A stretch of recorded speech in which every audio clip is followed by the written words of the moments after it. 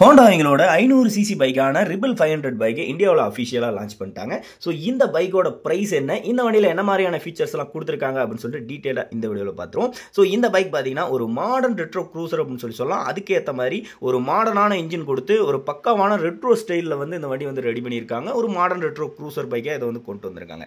இந்த பைக்கில் பார்த்தீங்கன்னா உங்களுக்கு ஒரு 471 சிசிக்கான பேரலல் ட்வின் சிலிண்டர் இன்ஜின் வந்து கொடுத்துருக்காங்க, லிக்விட் கூல்ட் இன்ஜின். இந்த இன்ஜின் பார்த்தீங்கன்னா ஒரு 46 பிஹெச்பி பவரையும் ஒரு 43.3 Nm ஆஃப் டார்க் வந்து ப்ரொடியூஸ் பண்ணும். ஒரு ரெட்ரோ பைக்கில் ஒரு நல்ல ஒரு பவர்ஃபுல்லான இன்ஜின் கொடுத்துருக்காங்க அப்படின்னு சொல்லணும். இந்த வண்டியில் ஃப்ரண்ட்ல வந்து டெலிஸ்கோபிக் ஃபோக்ஸ் வந்து கொடுத்துருக்காங்க. ரேரில் பார்த்தீங்கன்னா உங்களுக்கு மோனோஷாக் சஸ்பென்ஷன் வந்து கொடுத்துருக்காங்க. இந்த வண்டியோட ஓவரால் வெயிட் பார்த்தீங்கன்னா 191 கிலோ வந்து கொடுத்துருக்காங்க. இந்த வண்டியில் சீட் ஹைட் ஒரு 690 mm தான் கொடுத்துருக்காங்க. ஷார்ட் ரைடர்ஸ் கூட நீங்கள் கம்ஃபர்டபுளாக வந்து உட்காந்து ஓட்டுற மாதிரி தான் இந்த வண்டியை வந்து டிசைன் பண்ணியிருக்காங்க.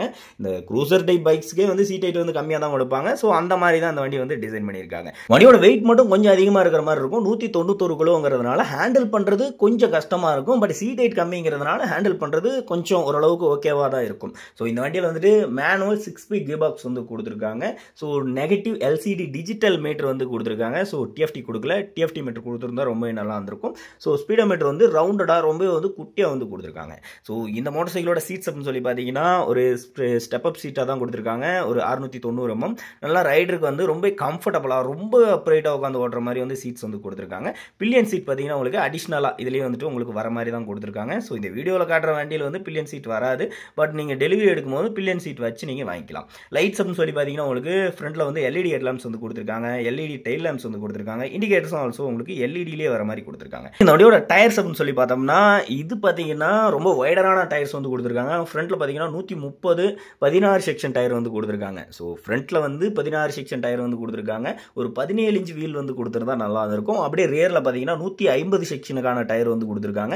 ஸோ 150 80 16 செக்ஷன் டயர் தான் கொடுத்துருக்காங்க. இந்த வண்டியில் வந்துட்டு உங்களுக்கு அலாய்ஸ் தான் கிடைக்கும். ஃப்ரண்ட் அண்ட் பேக் பார்த்தீங்கன்னா உங்களுக்கு 16 செக்ஷன் கொஞ்சம் சின்ன செக்ஷன் டயராக வந்து கொடுத்துருக்காங்க. ஒரு 17 கொடுத்துருந்தா வண்டி இன்னும் கொஞ்சம் பெரிய வண்டியாக வந்து தெரிஞ்சிருக்கும். ஸோ க்ரூசர் டைப் பைக்குங்கிறதுனால என்னமோ தெரியல 16 செக்ஷன் டயர் வந்து கொடுத்துருக்காங்க. ஸோ இது மட்டும் வந்து கொஞ்சம் ஒரு டிராபேக் மாதிரி தான் எனக்கு வந்து தெரியுது. ஃபியூல் டேங்க் கெப்பாசிட்டி அப்படின்னு சொல்லி பார்த்தோம்னா 11.2 லிட்டர் வந்து கொடுத்துருக்காங்க. கொஞ்சம் அதிகமாக பண்ணி கொடுத்துருக்கலாம்.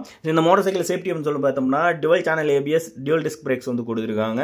பிரேக்கிங் வந்து ரொம்ப நல்லா இருக்கும்னு சொல்லி எதிர்பார்க்கலாம். ஹோண்டா லைனப்பில் பிரேக்ஸ் வந்து ரொம்ப நல்லா இருக்கும். ஸோ இந்த வண்டியோட ப்ரைஸிங் அப்படின்னு சொல்லி பார்த்தோம்னா ஒரு 5,13,000 எக்ஷோரூம் ப்ரைஸ் வந்து இந்த வண்டி கோட் பண்ணியிருக்காங்க.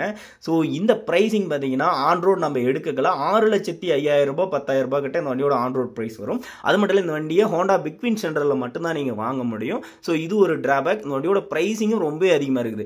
உதாரணத்துக்கு ராயல் என்ஃபீல்டெல்லாம் நீங்கள் ஒரு சூப்பர் மீட்டியார் வாங்குறீங்கன்னா ஒரு 4 லேக்குள்ளேயே அந்த வண்டியோட ஆன் ரோட் ப்ரைஸுங்கிறது இருக்கும். இந்த வண்டியோட ப்ரைஸிங் பார்த்தீங்கன்னா ரொம்பவே அதிகமாக இருக்குது. கிட்டத்தட்ட ஒரு 2 லட்சம் ரூபாய் கிட்ட அந்த வண்டியோட ப்ரைஸிங் வந்து ரொம்ப அதிகமாக இருக்குது. ஸோ இந்த ப்ரைஸிங் தான் இந்த வண்டிக்கு ஒரு பெரிய டிராபேக்காகவே இருக்குது. ஸோ இந்த வண்டி பற்றின உங்களோட கருத்துக்களை கமெண்ட்ல சொல்லுங்கள். இந்த மாதிரி புது பைக்ஸ் பற்றின அப்டேட்ஸ் ரெகுலராக பார்க்க நம்ம யூடியூப் சேனலை மறக்காமல் சப்ஸ்கிரைப் பண்ணிக்கோங்க.